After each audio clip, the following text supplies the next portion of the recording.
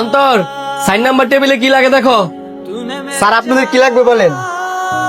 আরে বন্ধু তোরা, আরে অন্তর্দি, তুই কি এনএফসি রেস্টুরেন্টের মধ্যে ওয়েটারে চাকরি করস নাকি?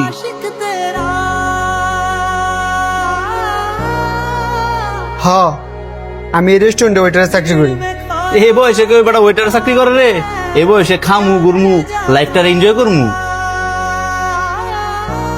আরে তুই কার এনজয়ের কথা কস? হ্যাঁ কি এনজয়ের কিছু বুঝে নাকি? হ্যাঁ তো আমাকে বন্ধু সমাজের কলঙ্ক। তোরা কি খাবি অর্ডার দে, আমি যাই নিয়ে আসি। এই বেটা তুই করে কারে কস? বুঝলে যাস না, তুই ওয়েটার আমার সার করে ক। Sorry sir. এই যে ওয়েটার, যাও আমাদের জন্য 10 ইঞ্চি পিজ্জা নিয়ে আসো। Okay sir. এই ধরেন স্যার আপনাদের পিজ্জা।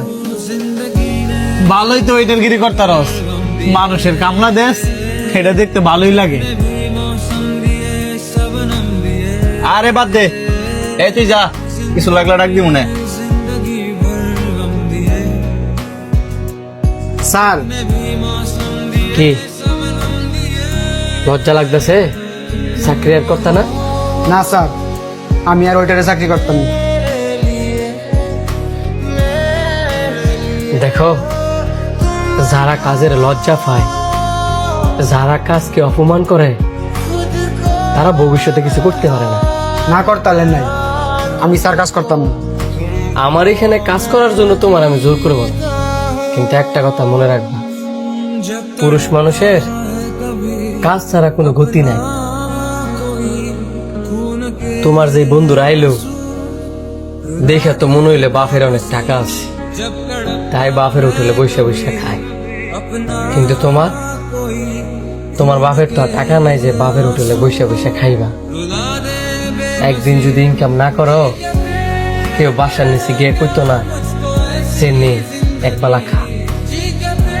নিজে যা ইনকাম করো তা দিয়ে তোমার চলতে হইবে। বাপের ইনকামের 1 লাখ টাকা আর নিজের পরিশ্রমের 1000 টাকা একই সময়। তুমি বাপের ইনকামের 1 লাখ টাকা কষ্ট করো, দেখবা তোমার খায় লাগতো না।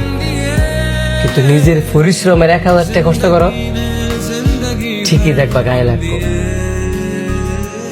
এই যে তোমার হ্যাঁ অপমান করলো, আর ওই অপমানটা তুমি তোমার গায়ে লাগায় লজ্জা পাইলা, আরে এদের কোনো যোগ্যতা আছে তোমার অপমান করার? আর নির্লজ্জ তো এরা দিন রাত বাপ মার টেয়ায় ফুডানগিরি করে চলে, আর তুমি তোমার নিজের পরিশ্রমের টেয়া দিয়ে চলো। এই যে এরা তোমার কাজ নিয়ে হাসাহাসি করলো, 500 টেয়া চায় দেখতা 2টি অফার করতে পারে। তোমার এইসব বন্ধু বান্ধব কাজ নিয়ে হাসাহাসি করতে পারে ঠিকই, কিন্তু বিপদে কোনোদিন কাজে আসে না। একটা কথা মনে রাখবা, যারা কাজকে ছোট মনে করে তাদের চিন্তা ভাবনা ছোট। এই পৃথিবীতে কোনো কাজই ছোট না, সব কাজই সম্মান।